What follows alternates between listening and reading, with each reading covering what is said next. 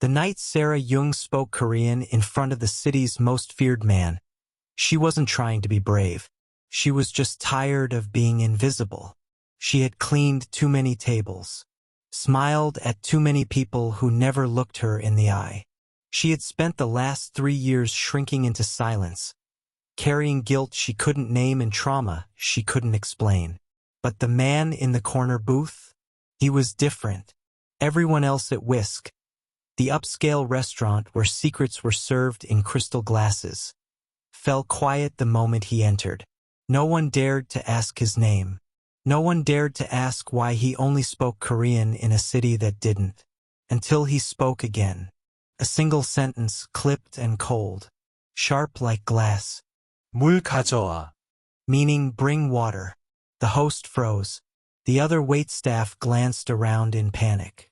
No one understood what he'd said, only that his voice carried the kind of weight that ended careers or lives. Sera didn't move at first. She wasn't supposed to. This wasn't her table. But her body betrayed her mouth. She stepped forward, heart pounding, and said quietly, 미안합니다. 얼음도 드릴까요? Meaning, I'm sorry, sir. Would you like ice with that? the silence that followed didn't feel like relief. Felt like lightning before it hits. The boss, Jinwoo Han, looked up for the first time. And for the first time, everyone in that restaurant saw something they hadn't seen in him before. Surprise. He didn't smile. He didn't nod. He just stared at her like she had spoken a language no one had dared speak in years. Because she had. No one at Whisk knew where Sera came from. No one asked why she flinched at loud sounds or worked every shift she could get. No one knew about the family in Busan she never spoke of, or the brother whose name she refused to say. But Jinwoo Han had just looked at her like he did know. Like he recognized the silence in her. The kind of silence born from survival, not submission. "What's your name?" he asked in Korean. Sera's voice was steady. Her hands were not. 정세라입니다. 중시러. Meaning, I am young Sera. he nodded once, then said the words that would change her life forever. "From now on, only you serve me." No one laughed. No one moved. Not the staff. Not the bodyguards in black suits. Not the customers who'd pretended not to notice the boss at all. In that moment, Sera wasn't invisible anymore. And that's where it began. Not with love. Not with trust. Not even with choice. But with one sentence spoken in a language most people had forgotten. And one man who had never let himself forget. What Sera didn't know was that her voice would become his weakness. What Jinwoo didn't know was that her silence held more danger than any gun. And in 3 days, someone would come through that restaurant's doors looking for her. Not because she served the boss, but because she once belonged to someone else. And they wanted their property back. Let me take you to the moment before that, when Sera thought language was just a tool, not a weapon. When she thought survival meant staying silent. When she thought the boss in the booth was just another ghost. Hi, my amazing friends and family. Welcome back to another story for today.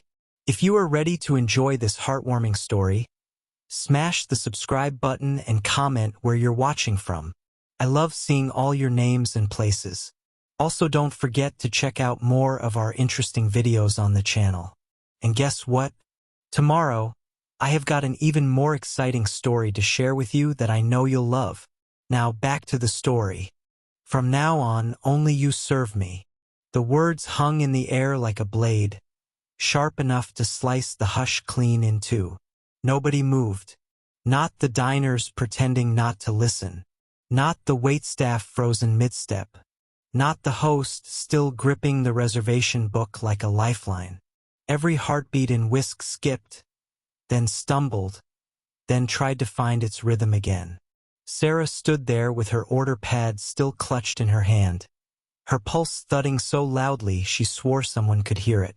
Jinwoo Han hadn't raised his voice. He hadn't even looked angry, but the way he spoke made her skin feel too tight, like she'd just been branded with something no one else could see. She gave a shallow nod, turned, and walked away, and every pair of eyes in that restaurant followed her. Behind the swinging door to the staff corridor, Sera finally let herself breathe. She gripped the metal edge of the prep counter, her knuckles white. "Girl, what did you just do?" whispered Sandra, one of the other servers, wide-eyed and pale. "I don't know," Sera murmured, not even sure her voice worked. "You answered him. In Korean." Sandra looked like she was watching a ghost. "You spoke his language. Out loud. To his face." Sera just stared at her. There was nothing she could say that would make sense, because even to her it didn't. 10 minutes later, Paolo cornered her near the dish pit, his voice a low, frantic hiss. "Do you have any idea what you've just done?" he snapped. "He asked for water," Sera replied, her voice flat. "You spoke to Jinwoo Han, in his language, in front of everyone." Paolo's face looked older in the kitchen light. "You're not invisible anymore, Sera. That man doesn't make requests. He makes decisions. You've just been selected." "Selected?" she repeated. "Chosen, claimed, whatever you want to call it." Paolo ran a hand through his thinning hair. "People who get close to him either disappear or stop being regular people. They become something else. You need to be careful." Sera turned away without answering, not because she didn't care, but because she couldn't let herself. Careful? That word had no meaning in her life anymore. She stayed late to avoid walking out with anyone else. When the last customer had left and the front doors were locked, she changed slowly in the staff room. Her uniform hung limp on the hook. Her red apron smelled like truffle butter and espresso. As she stepped out the back exit into the alley, a sleek black car purred to life across the street. She froze. The windows were tinted too dark to see inside. The engine didn't rev. The lights didn't flash. But she knew. He was watching. She couldn't sleep that night. Every time she closed her eyes, she saw his face. The way he looked at her. Not with desire, not even with suspicion, but with something else. Recognition. As if somehow, in her silence, he saw his own. The next day, she showed up for her shift with her head down and her ponytail tight. She walked straight to the staff board and felt her stomach twist.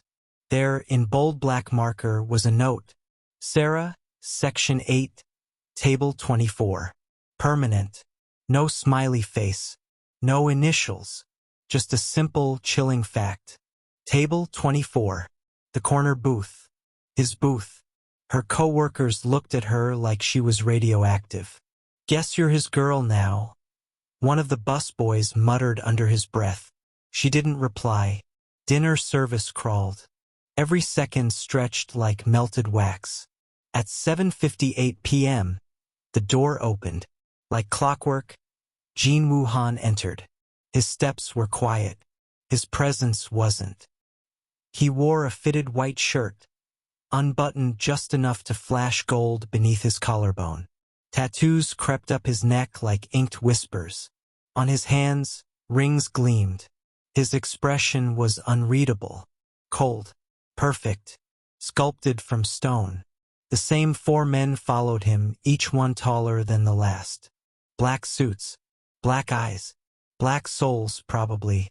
The restaurant fell silent again, like it had rehearsed it. Jinwoo sat in booth 24 without a word. Sera picked up a fresh notepad and walked. He didn't look up when she approached. His hands rested on the table, relaxed, yet always ready. There was a glass of amber liquor in front of him, catching the light like fire.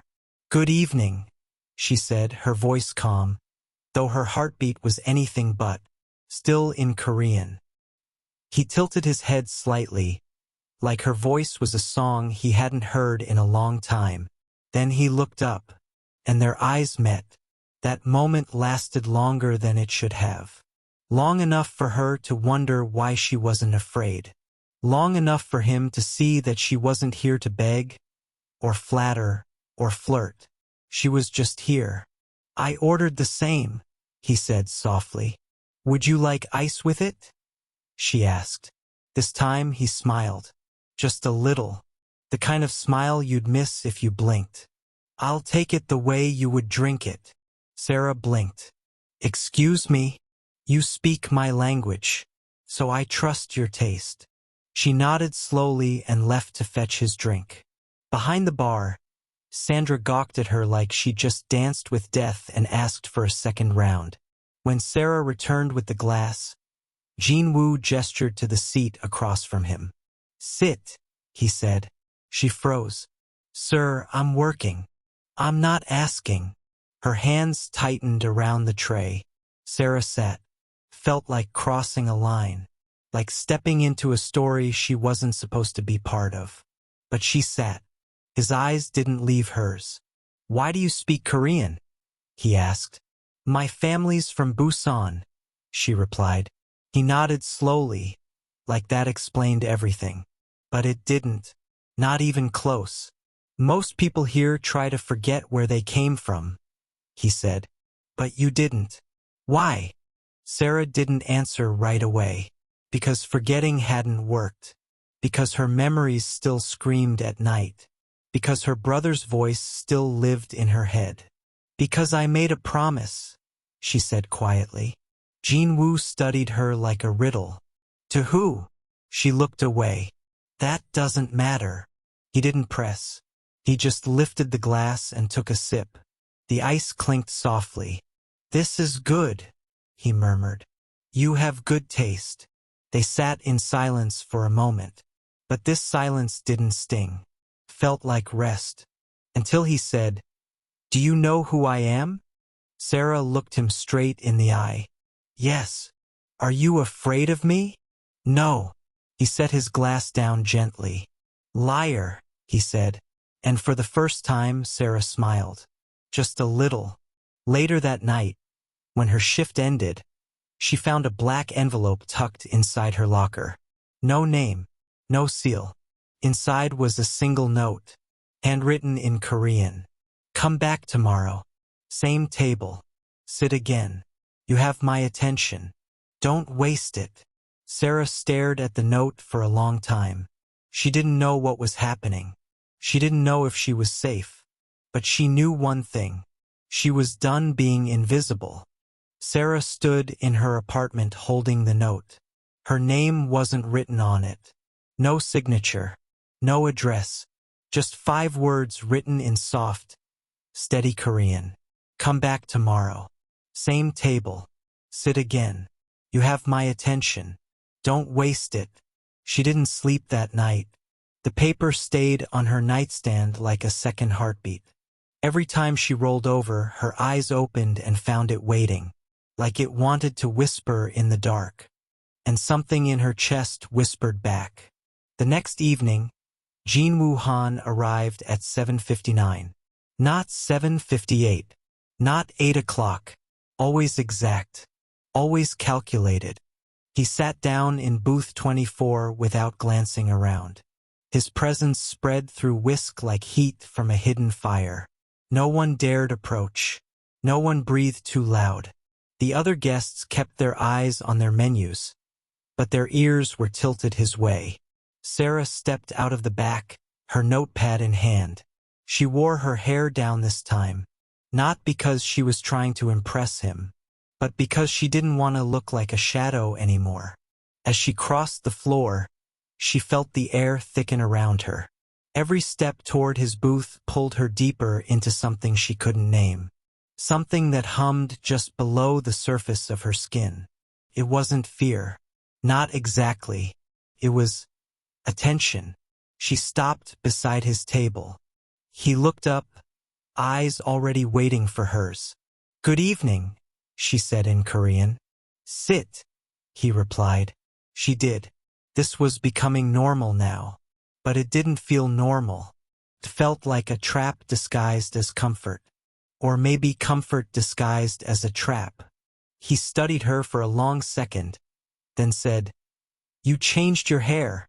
Sera hesitated. "Yes, I liked it up," he said. "But this is better." She blinked once. "Why?" "It makes you look less like you're trying to disappear." Her fingers curled slightly against her notepad. "I'm not trying to be noticed," she said. He tilted his head. "You already were." The next week, Jinwoo came back every night. Always the same booth. Always the same time. Always the same silence before speaking. And always her. He never spoke to anyone else.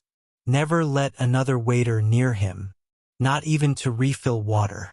If someone reached for his glass, he waved them away like a king bored with pawns. Sera watched the other staff start to avoid her. Not because they were jealous, but because they were scared. One server whispered that she must be his new girl. Another called her Han's mouthpiece. They stopped meeting her eyes, and that suited her just fine. By the fourth night, Sera knew something had changed. Jinwoo wasn't just visiting. He was watching. He never asked direct questions. He didn't need to. He made statements that felt like riddles. Like, "You always wait 3 seconds before answering. That's longer than fear. That's memory." Or, "You tuck your thumb when you're nervous. Someone taught you that." Someone who used to hit. She didn't know how to respond. So she didn't. But her silence didn't protect her from being seen. He saw everything. The kitchen had started timing how long Sera spent at his table. 8 minutes one night, 11 the next, 16 on Friday, when he asked her about her favorite food from childhood. "Seaweed soup," she said. "Did your mother make it?" he asked. "No," she lied. "I learned the recipe in school." He stared at her. Not accusing, not cold, just quiet. Then the corners of his mouth curved. Barely, almost like a ghost of a smile. "I see," he said softly. "You must have had a very thorough education." He didn't believe her. She knew it, but he didn't press. And that made it worse. By the 6th night, Sera started seeing the car. It always showed up after she finished her shift. A black sedan parked just down the block. Tinted windows. Engine on. No one got out. No one called her name. It just waited. One night, she walked a different route home. Fast. Looking over her shoulder at every intersection. When she reached her apartment, the car was already parked across the street. She ran up the stairs. Locked her door. Pulled the blinds. She didn't tell anyone. Because no one would believe her. The nightmares returned that week. Not full dreams. Just flashes. A boy's laughter. A photograph on fire. Train tracks. Sirens. Blood on concrete. Her brother's voice. Calling her name across the street she couldn't cross in time. She woke gasping. Cold. With her sheets twisted around her legs like ropes. She sat up. Turned on the light, and that's when she noticed it. A small crease in the edge of her window curtain. It was barely anything. A fold that wasn't there yesterday. Or maybe it had always been there. Or maybe someone had been inside. The next night at Whisk, Jinwoo arrived early. He was already seated when she stepped onto the floor. Tonight he wore a dark gray shirt. Sleeves rolled just high enough to show ink on his forearms. His bodyguards stood like statues nearby. They didn't look around. They didn't blink. Just breathed. Sera approached the table. Before she could speak, he said, "You look tired." She stopped. "I'm fine," she replied. "No," he said. "You're not." She sat down across from him. His eyes were darker than usual. Not angry, just heavy, like he had seen things he couldn't unsee. "I've been thinking," he said. Sera didn't answer. "I don't like people lying to me." Still, she stayed silent. He leaned forward slightly. "But I understand why they do." Her heart pounded. He reached into his jacket, pulled out a photograph, slid it across the table. She didn't want to look, but she did. It was a grainy image of her, years ago, standing outside a hospital in Seoul. Her hair was shorter, her coat too big. A boy beside her was laughing. She knew that boy, her brother. He had died 3 months later. Jinwoo watched her face carefully. "I didn't dig too deep," he said. "Only enough to understand." Sera swallowed. "I don't want to talk about him," she whispered. "I didn't ask you to," Jinwoo replied. "But I need to know if you're safe." Her voice cracked slightly. "Why do you care?" He stared at her for a long time. Then he said, "Because someone followed you home last night." She froze. Her hands gripped the edge of the table. "What?" "I sent someone to watch you. Quietly. Just in case." "You what?" "There's a list," he said calmly. "A forum. They posted your name, your schedule, your address." Her breath stopped. "What kind of list?" she whispered. "The kind that sells girls who don't ask questions." Sera ran to the alley behind Whisk after her shift. Her chest felt like it might crack open. The black car was still there. She walked up to it. The window lowered. A young man with sharp eyes nodded at her. "Miss Jung," he said calmly. "We're just here for your safety." "Who sent you?" "Mr. Han. He told us not to speak unless you approached." "Have you been inside my apartment?"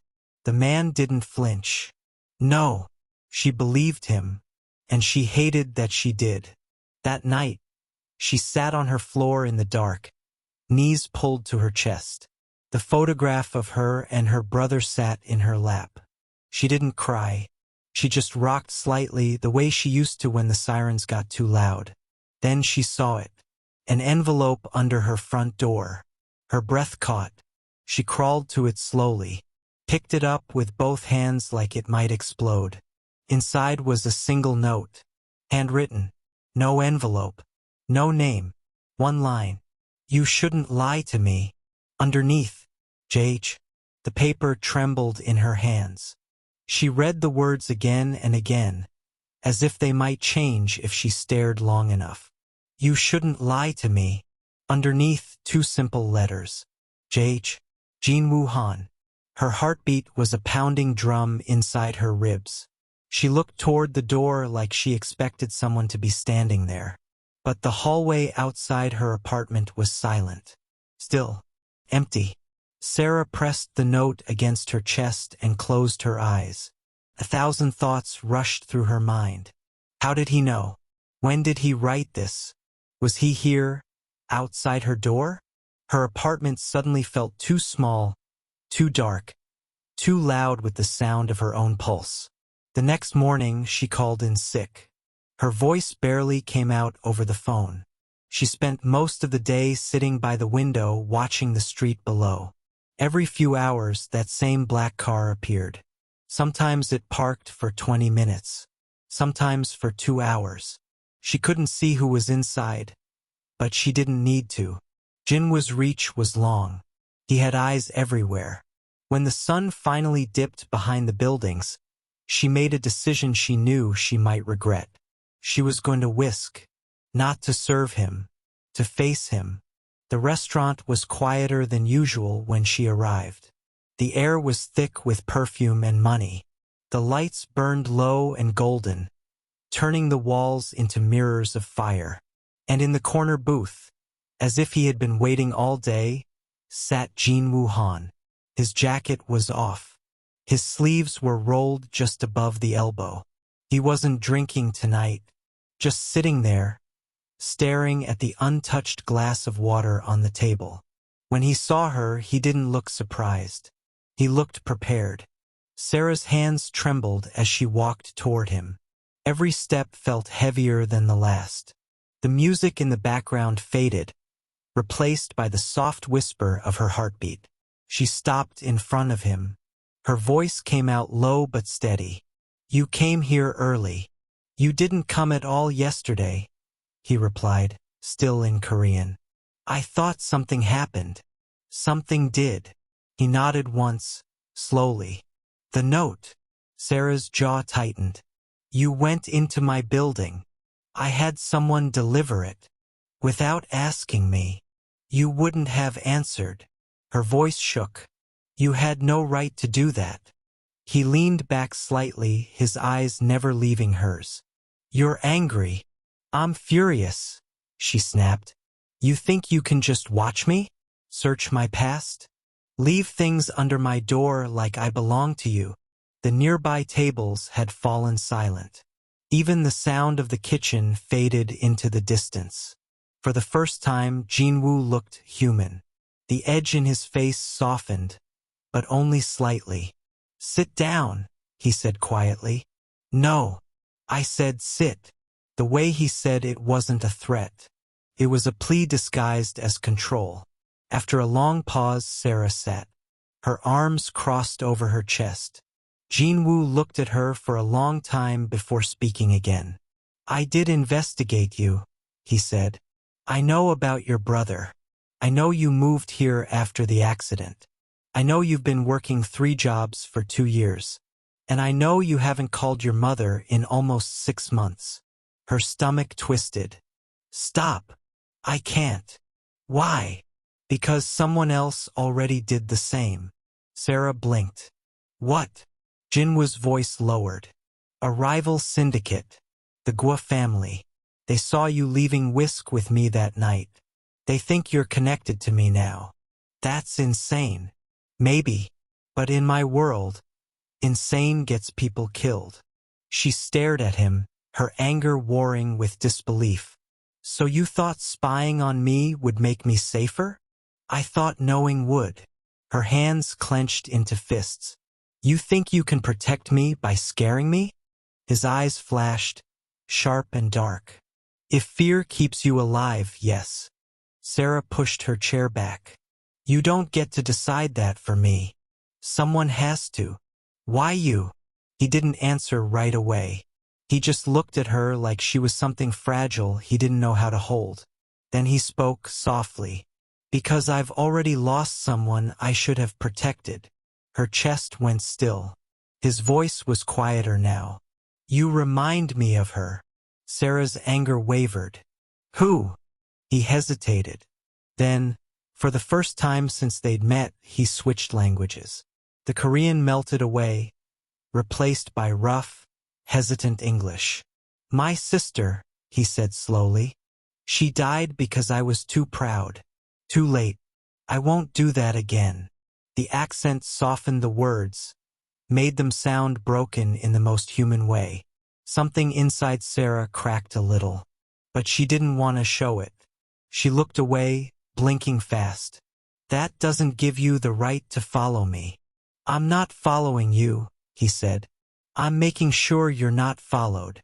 His voice had gone quiet again. Gentle. Too gentle. He slid his phone across the table. On the screen was a photo from the security camera outside her building. A man in a hood, standing near her door. That was last night, Jinwoo said. He stayed for 20 minutes before leaving. He's not one of mine. Sera stared at the screen, her breath catching in her throat. Her apartment door. Her hallway. That shadow. That man. Her anger started to shake, but it didn't disappear. You still had no right, she whispered. He nodded. You're right. It was such a simple sentence, but it landed like thunder. Sera didn't know what to do with it. She stood, ready to leave, but his voice stopped her. You hate me now, he said softly. She turned back. I don't know what I feel.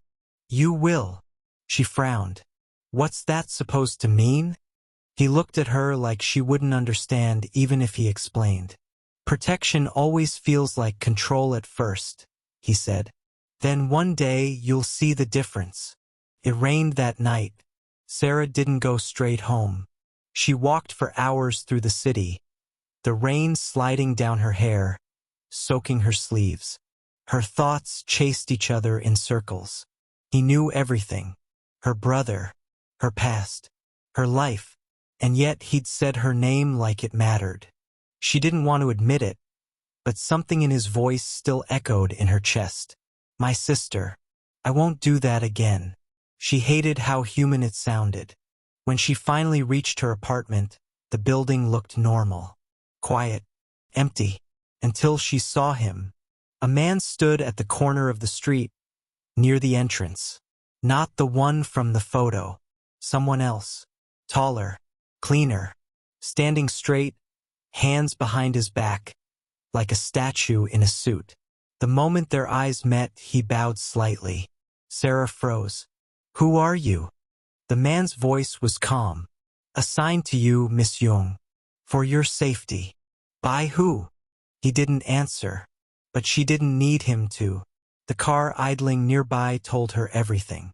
She climbed the stairs to her apartment with shaking legs. Her keys slipped twice before they fit the lock. When she closed the door behind her, she leaned against it, breathless. On her counter, her phone buzzed. A message. Unknown number. You're safe now.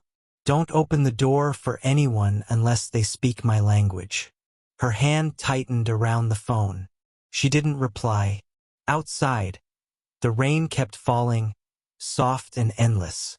For the first time in years, Sera realized silence could mean something other than fear. Could mean she wasn't alone anymore. The rain whispered against the window like it knew her secrets. Sera sat on the edge of her bed, still holding her phone. Jinwoo's message glowed on the screen like a ghost. You're safe now. Don't open the door for anyone unless they speak my language. His language. The words stayed in her head like a song she didn't remember learning. She should have felt angry, trapped, violated. She should have blocked the number, called the police, packed a bag and vanished. But she didn't. Instead, she pressed her thumb against the message and smiled, just a little, because something deep inside her, something she didn't want to name, wasn't afraid anymore. It was curious. Jinwoo didn't come to Whisk the next night, or the night after that, and Sera tried to tell herself she was relieved. She wasn't. His absence felt like a missing piece of furniture in a familiar room, like the air wasn't right without him in it.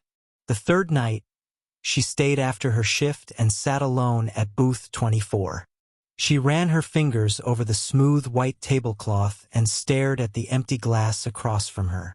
The silence was different now, lonelier. That's when the door opened, and Jinwoo walked in. His shirt was darker than usual. His eyes looked tired, and this time he didn't bring his bodyguards. Just him. He stopped at the edge of the table, looking down at her. I didn't think you'd wait, he said. I didn't think you'd come, she replied. He gave a small nod, then slid into the booth across from her. They sat in silence for a while, but it wasn't awkward. It was the kind of silence people shared when they didn't need to impress each other, when words could wait. Then, softly, Sera asked, Why didn't you come yesterday? Jinwoo looked out the window. The city lights flickered in his reflection. There was a situation, he said. She didn't ask for details. She didn't need to. I'm glad you're all right, she said. He turned his head toward her and smiled. This time it reached his eyes. Later that night, when the restaurant emptied out, they stayed behind. The lights dimmed. The kitchen went quiet.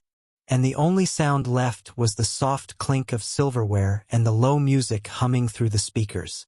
Jinwoo poured her tea. She didn't ask him to. He just did. Can I ask you something? Sera said, wrapping her hands around the warm cup. You already did. She smiled. Something else. He nodded once. Why do you always speak Korean? She asked. Jinwoo stared at his cup for a moment. Then he spoke slowly. My mother. Sera waited. She died when I was 17, he said. Car accident. I was supposed to be with her that night. I stayed behind to attend a fight for my father. Thought it would impress him. Sera didn't move. She didn't breathe. She used to sing to me. Korean lullabies. Soft ones. Old ones. No one sings them anymore. His voice lowered. Her last words to me were in Korean. I promised I'd never forget. Sera swallowed hard. That's why I speak it. It's not for them. It's for her. The words settled between them like feathers. Heavy but beautiful. Sera blinked. Her voice was barely a whisper when she spoke. My brother used to sing me lullabies too. Jinwoo's eyes lifted. Before he left for Seoul, she continued. He said he'd come back and teach me every word. But he didn't come back. Jinwoo didn't ask why. He already knew. Outside, the night stretched quiet and endless. Inside, something shifted. Sera leaned forward, her elbows on the table. Her hair fell over her shoulder like silk. Jinwoo didn't look away. He watched her like a man seeing sunlight after too many winters. She reached for the teapot, poured more into his cup. The steam curled like smoke between them. You're different when no one's watching, she said. So are you. She smiled, but it didn't quite reach her eyes. Do you always watch people this closely? Only when I don't want to lose them. The words landed like thunder. Sera looked down at her hands. Her fingers trembled just slightly. He saw that too. I don't want to lose you, he said softly. She looked up. Their eyes locked. Nothing about this moment was loud, but everything about it felt loud inside her. Not love. Not yet. But something close. Something dangerous. The spell broke suddenly. A shout echoed from the street outside. Then glass shattered. Jinwoo stood so fast his chair scraped the floor. His hand reached under his coat, and Sera's breath caught. Stay here, he said. She didn't move. He walked to the door and pushed it open. Outside, two men were arguing. One shoved the other hard against a parked motorcycle. A third figure darted out of the shadows, pulled something from his jacket. Jinwoo moved like lightning. He grabbed the man's wrist, twisted it until a blade clattered to the ground, and slammed him against the wall with one arm. The man gasped. Jinwoo didn't speak. He just leaned in close, too close, and whatever he whispered made the man freeze. Then he let him go. The three of them scrambled into the dark and vanished. Jinwoo turned around. His shirt was rumpled, his expression unreadable, but his hands didn't shake. When he came back inside, Sera was still sitting at the table. She didn't say a word. Neither did he. He just sat down again, as if nothing had happened. But something had. Sera saw it now. The calm voice, the soft eyes, the quiet hands. They were only half of him. The other half was something sharp, unapologetic, dangerous. She didn't know which one scared her more, or which one fascinated her more. Later that night, Sera stepped into the alley behind Whisk to catch her breath. The air was cool, the ground wet. She leaned against the wall, eyes closed, letting the cold bite her skin. Then she saw it. A note, taped to the back door. The handwriting was jagged, angry. Tell Han his translator won't be speaking much longer. Her heart dropped. She didn't touch it. She just stared at it. Because the message wasn't just a warning. It was a promise. And it had her name written all over it. Sera didn't touch the note. She just stood there in the alley behind Whisk, staring at the jagged letters. The ink was smudged from the rain, but the message was clear. Tell Han his translator won't be speaking much longer. Her fingers itched to tear it down, to crumple it and forget. But something told her not to. This wasn't just a message. It was a target. And she was standing right in the center. Jinwoo arrived 10 minutes later. She didn't call him. She didn't send a message. He just appeared. His car glided to the end of the alley like it knew exactly where to go. When the door opened, he stepped out without a word, dressed in black from collar to shoes. His eyes found hers instantly. She pointed at the note. He read it once, then peeled it off with slow, steady hands. "Come with me," he said. Sera didn't ask where they were going. She slid into the passenger seat and stared out the window as the city passed by in blurs of gold and shadow. Jinwoo drove in silence, his hand gripping the wheel like it was the only thing keeping him grounded. They didn't stop at his usual places. Not at Whisk, not at the townhouse, not at any restaurant she recognized. Instead, they pulled into an underground parking garage beneath a towering, half-finished skyscraper. The walls were concrete. The lights flickered. And yet, everything about the place felt secure, protected, as if the danger wasn't outside. It was waiting inside. Jinwoo led her through a steel door at the far end of the garage. A security panel blinked red until he pressed his thumb against it. Then the door clicked open, and Sera stepped into a different world. The hallway was sleek and cold, lined with steel and glass. At the end of it stood a man in a suit with a pistol holstered under his arm and a tablet in his hand. He didn't speak when he saw Jinwoo. He just nodded and stepped aside. The room beyond was larger than she expected. Command center. Giant screens filled the far wall, flickering with camera feeds, maps, and names she didn't recognize. Desks were arranged in a circle, each one occupied by someone speaking quietly into a headset or typing with rapid fingers. Sera stood still. The air smelled like leather and electricity. Jinwoo turned to her. "This is where it happens," he said. "Every deal, every call, every warning before it becomes a war." She didn't respond. She couldn't. It was too much. He led her past the main floor, deeper into the center. Guards nodded as they passed.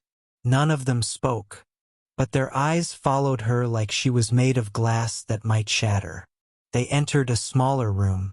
This one had no windows, no screens, just a long table, a few chairs, and a single locked cabinet in the back.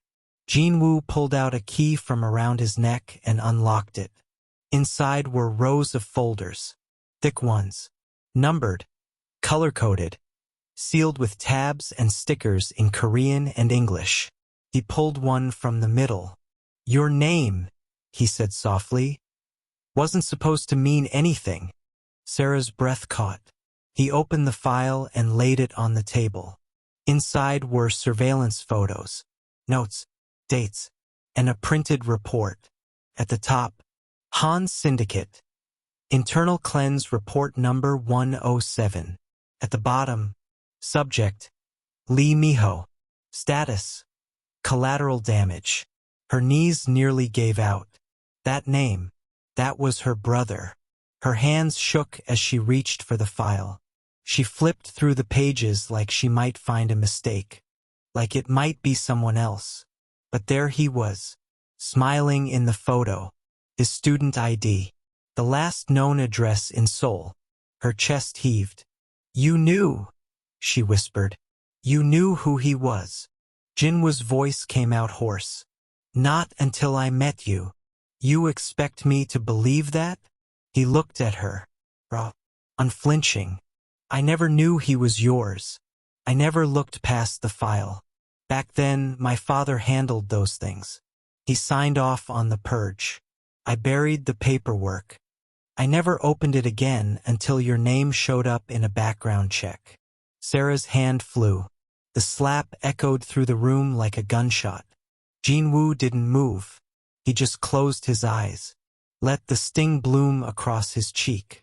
Her voice cracked. "You killed him."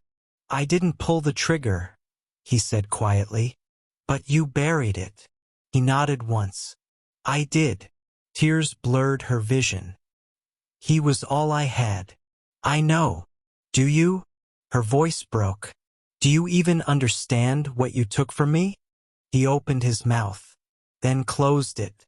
Then, softly, he said, yes, and that was worse than if he had denied it, because now she knew he carried it too. Not the guilt, not the grief, but the weight. I should leave, she whispered. I should run and never come back. You can. Will you let me? No. She looked up, fury blazing through the ache. Why not? Jinwoo stepped closer. Not too close. Just enough for her to feel the heat coming off his skin. Because saving you, he said, might be the only way I can forgive myself. Sera didn't answer. She turned away, walked to the corner of the room, pressed her hands against the wall just to feel something solid. He didn't follow. He let the silence sit between them. After a long time, her voice came out barely above a whisper. He used to sing to me. Jinwoo didn't speak. Every night before bed. He taught me Korean through songs. That's why I still remember the words. He said the language would keep us connected, even if he died. She turned around. And now it has. Jinwoo's eyes were darker than she'd ever seen them. No calculation, just regret, and maybe something else. Something like hope. They left the command room in silence. No one stopped them. No one asked questions. The guards stood taller now, like they knew something had shifted. Outside, the night had deepened. The city lights were pale stars beneath the sky. He walked her to the car, opened the door, and waited. She paused before stepping in, then asked, "Why me?" Jinwoo looked at her. "Because you speak the only language that matters to me." The air inside the car was quiet, not peaceful, not tense, just quiet. Jinwoo didn't speak the whole ride back. His hands rested on the steering wheel like they weren't the same hands that had crushed empires and signed blood-soaked contracts. Sera sat beside him, her gaze drifting toward the city lights outside. She kept replaying what he'd said. Saving you might be the only way I can forgive myself. She didn't know what to do with that. With him. With the way her chest twisted every time she looked at his face. She didn't want to feel anything for a man like him. But feelings weren't things you could fold up and pack away. The next day, Jinwoo was gone. He didn't show up at Whisk. He didn't send a message. Not even the black car waited across the street. Sera called once. Just once. No answer. She told herself not to panic. But by the second night, panic was all she had left. The news came through whispers. A warehouse had burned down near the docks. Fire crews said it wasn't an accident. Neighbors said they'd heard screaming. 3 men were found in the rubble, burned beyond recognition. And above the wreckage, a single red banner had been tied to the chain-link fence. A dragon drawn in black ink, the symbol of the triad. When Jinwoo walked into Whisk that night, everything stopped. His shirt was torn. His knuckles were raw. Blood crusted along the edge of his collar. His eyes were darker than she'd ever seen them, like someone had thrown out the last candle inside him. He said nothing, just sat at booth 24, and waited. Sera crossed the room without breathing. She placed a glass of water in front of him. Her hands didn't shake this time. He looked up, and for the first time she saw something unfamiliar. Exhaustion. "Where have you been?" she whispered. His voice was low. "Handling things." "You mean fighting?" He didn't respond. Her eyes dropped to his hands. "I saw the fire," she said. Still, he didn't answer. "Did you kill them?" That made him blink. Then, softly, he said, "They started it." "That's not an answer." "No," he said. "It's the only one you'll get." Sera looked away. She felt something rise in her chest. Not fear, not pity, something uglier. The taste of helplessness. Later that night, after her shift, Sera sat on the rooftop of her apartment building. The city buzzed below, but up here it felt like another world. She tried to remember her brother's voice, the way he laughed, the lullabies he sang, the promises he made. But all she could hear now was Jinwoo's silence. And what terrified her most was that she missed him when he was gone. The next morning, the storm hit. Sera's phone rang while she was still half asleep. Unknown number. She almost didn't answer, but something in her gut told her to. Hello, Sera? The voice was small, familiar, shaking. It was Mia, her old roommate. They hadn't spoken in months. Mia? What's wrong? They took me, she whispered. I didn't know where else to call. What? Who? I was outside my building. Someone grabbed me, threw me in a van. I heard them say your name. Sera's blood turned to ice. They think I'm you, Mia whispered. Please help me. Then the line went dead. Sera didn't wait. She ran. Through the lobby, down the street, into a cab, straight to the one place she never wanted to go alone. The Han Syndicate tower. They let her in without a word. The guards at the underground entrance looked at her like they expected her. She found Jinwoo in the command room, standing in front of the screens, his shirt clean this time, but his eyes just as dark. Mia's been taken, she said before he could speak. He turned around slowly. They think she's me. He stared for a long moment, then nodded once. Who has her? Sera asked. The Triad, he said. They're playing chess. They think I won't touch civilians. Will you? Jinwoo's gaze didn't waver. For you, I already have. The next 6 hours were a blur of voices, screens, and names she didn't recognize. Sera stood in the corner as Jinwoo commanded his world with a voice like a quiet storm. Precise, measured, lethal, surveillance footage, vehicle scans, satellite images. At 3:42 a.m., they found her. Abandoned warehouse, outside city limits, 2 guards, 1 lookout, unmarked car in the back. Mia was tied to a chair, bruised, but breathing. Jinwoo didn't wait. He gave one order. Level it. Sera watched from the rooftop of the tower. She didn't want to, but she couldn't look away. Across the screen in front of her, a black SUV pulled up to the warehouse. Jinwoo stepped out first. No backup. Just him. The guards ran. They didn't make it far. The screen blinked to static halfway through. Sera turned away and vomited into the trash bin beside her. When Jinwoo returned 3 hours later, he didn't speak. He walked into the private suite on the top floor, closed the door behind him, and dropped his coat. Sera followed him inside. His hands were shaking now, bloodied, wrapped in makeshift bandages. You saved her, she said quietly. He didn't respond. Thank you. He sat on the couch, still not speaking. Then he reached into the drawer beneath the table, pulled out a small, dusty tablet, turned it on. The screen flickered to life, and there she was, a woman in a blue dress, sitting on a windowsill singing, soft, sweet, in Korean. Jinwoo's mother.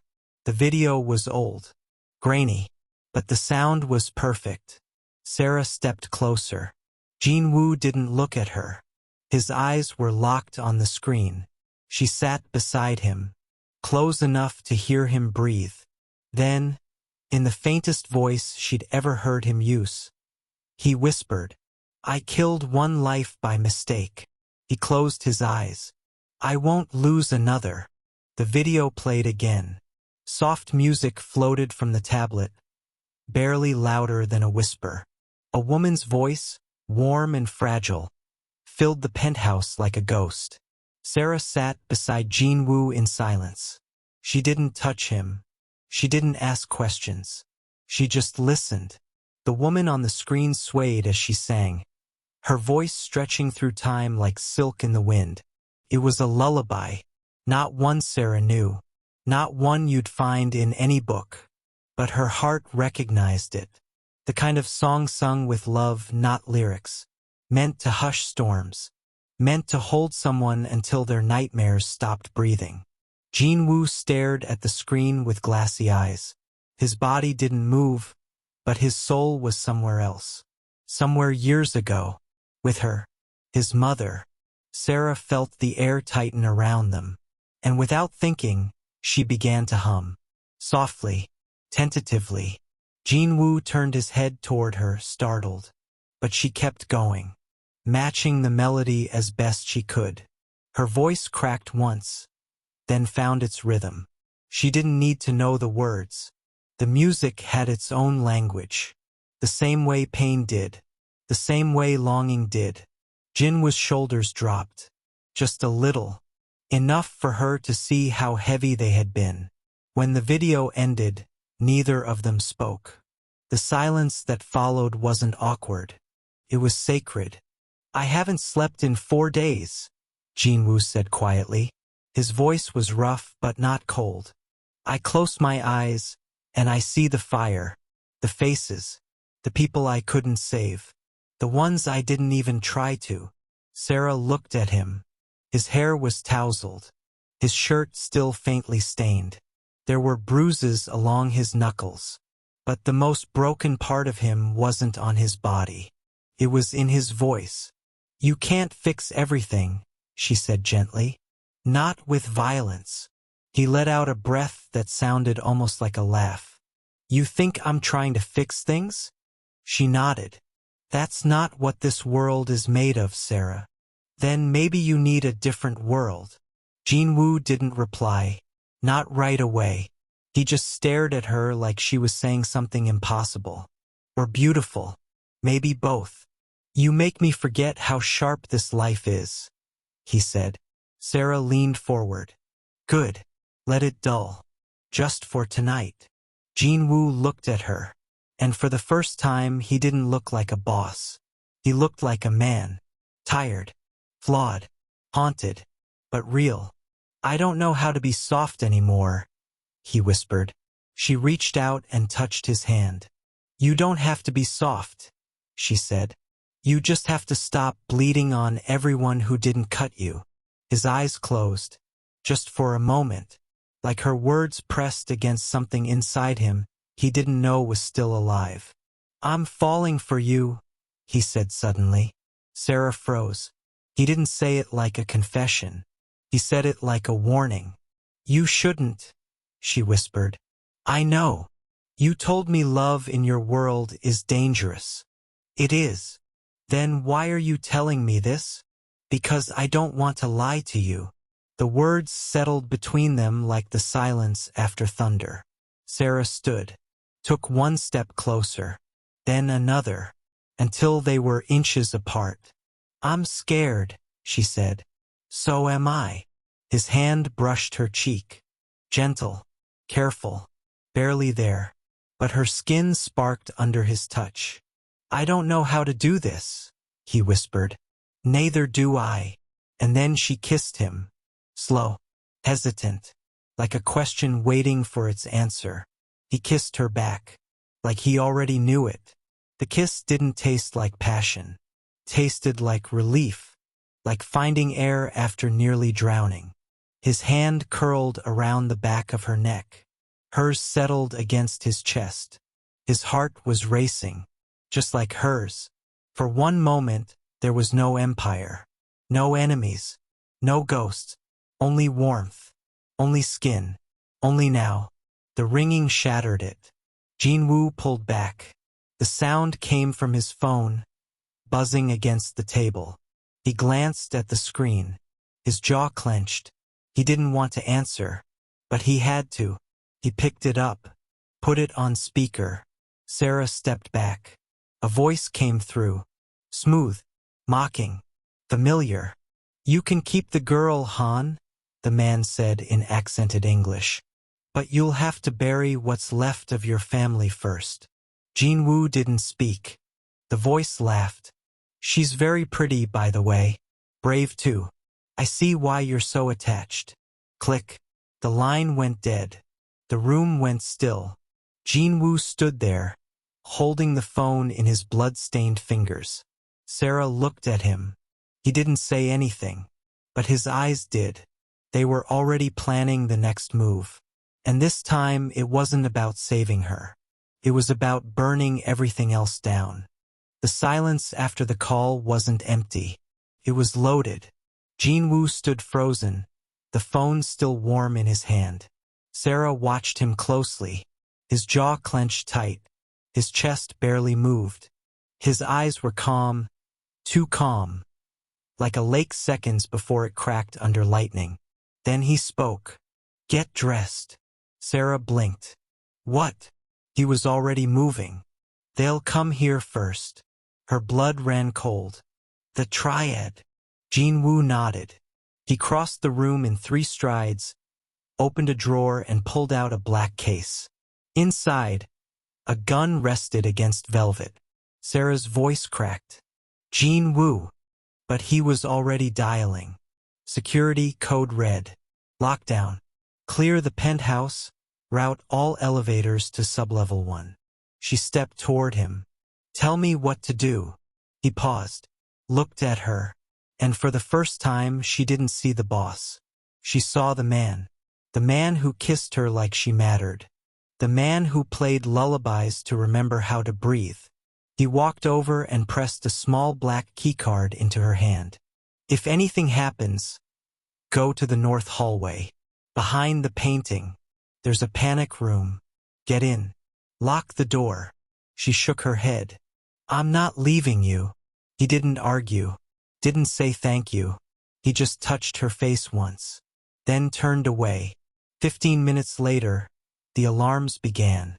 Sera heard it before she saw it.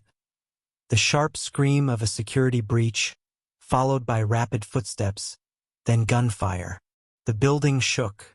The compound was under attack. Smoke filled the hallways. Men in black masks stormed the upper floors, weapons drawn. Jinwoo's guards fought back. Bullets cracking through the marble, shouts echoing down the corridors. Sera ran. Not away, not to the panic room. She ran toward the sound of the chaos. On the 3rd floor, she found a wounded guard slumped against the wall, blood blooming across his chest. He looked up, dazed. Help! Sera dropped beside him without thinking. She pressed her hands to the wound, wincing as warm blood soaked her palms. Stay with me, she whispered. He gasped, coughing. They're inside. I know. Her fingers worked fast, ripping a piece of fabric from his sleeve and tying it around his torso.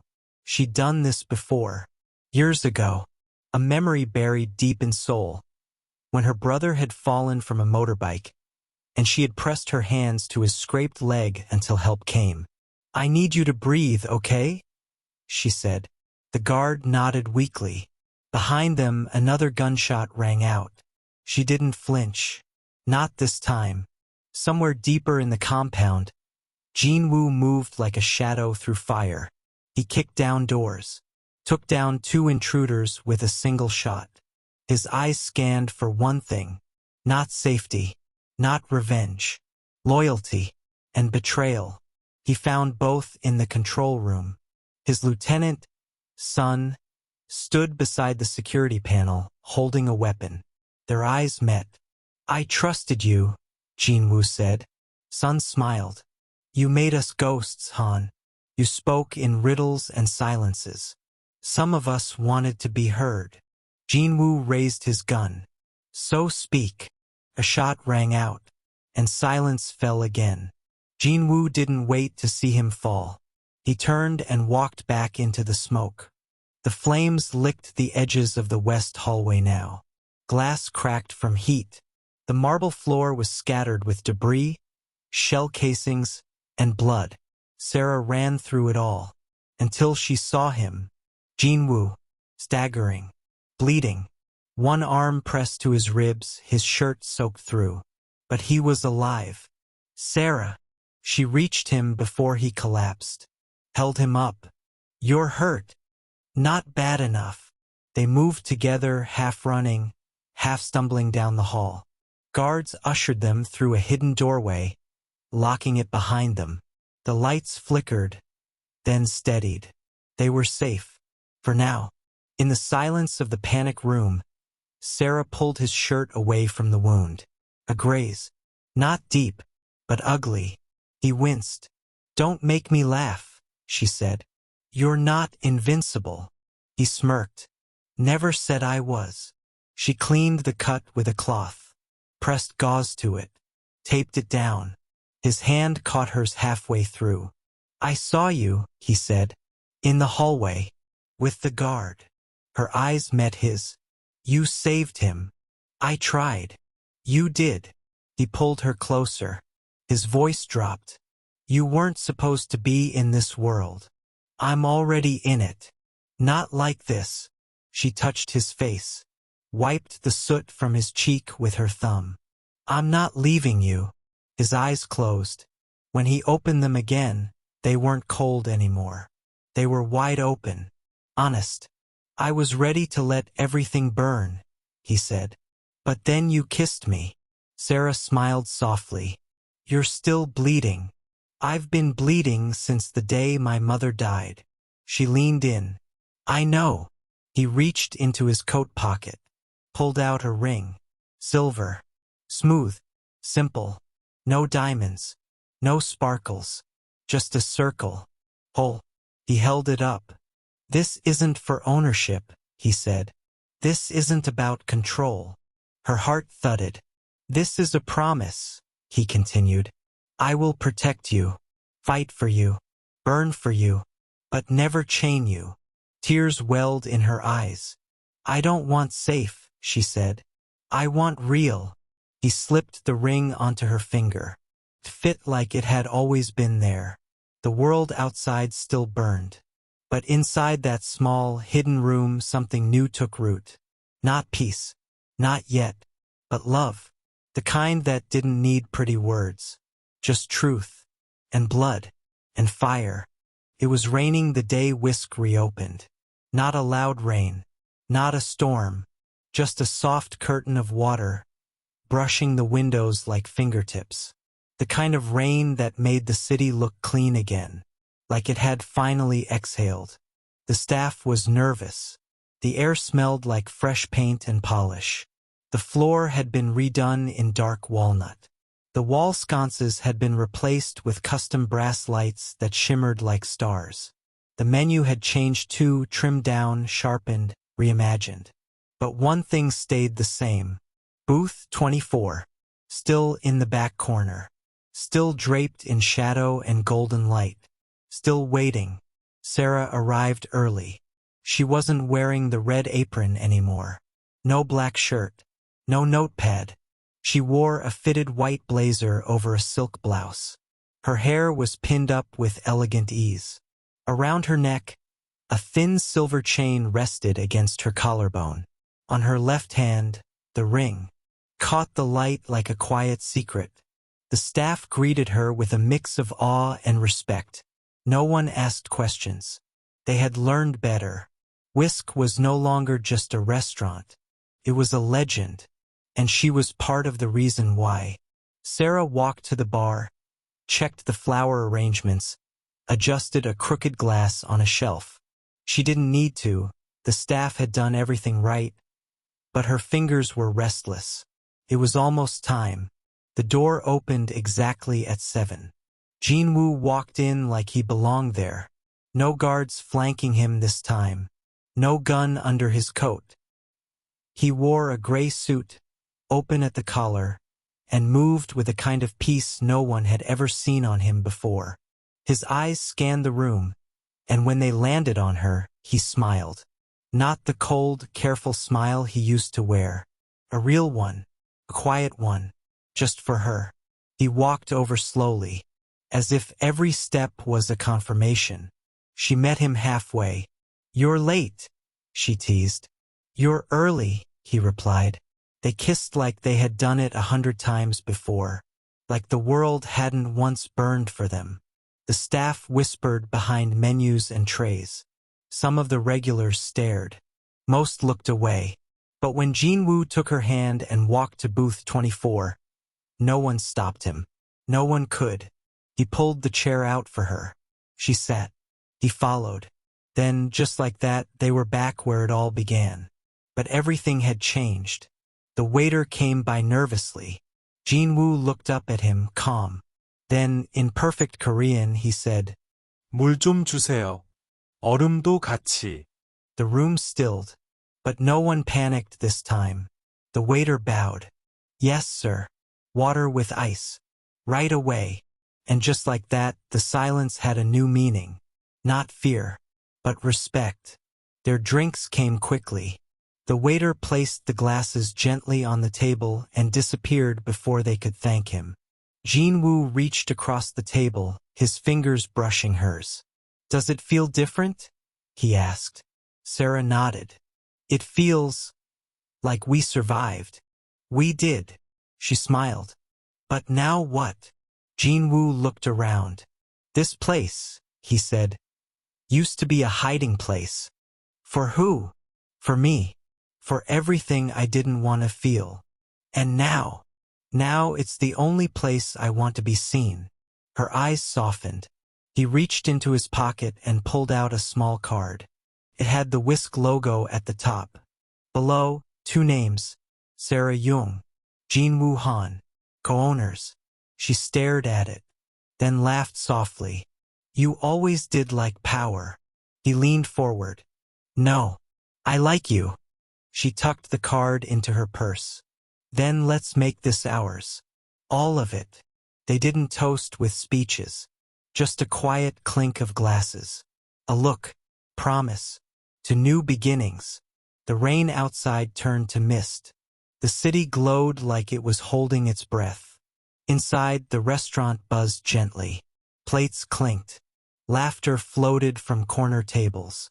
But in booth 24, time slowed down. Jinwoo looked at her, really looked, and said, You ruined everything perfectly. Sera tilted her head. Maybe you were just waiting for someone to translate your silence. He smiled. You always could. She reached across the table again, lacing her fingers through his. His hand was warm, solid, tattooed. Hers was scarred, smaller, but just as steady. Between them sat a glass of water with ice, and the past, and the future, all tangled up in the same language, one only they could speak. Thank you so much for staying with me until the very end of this story. If you enjoyed this story, I promise you will surely love the next one. It's as crazier and more thrilling as you can ever imagine. So do check it out. Click on the image showing on your screen right now to watch the next one.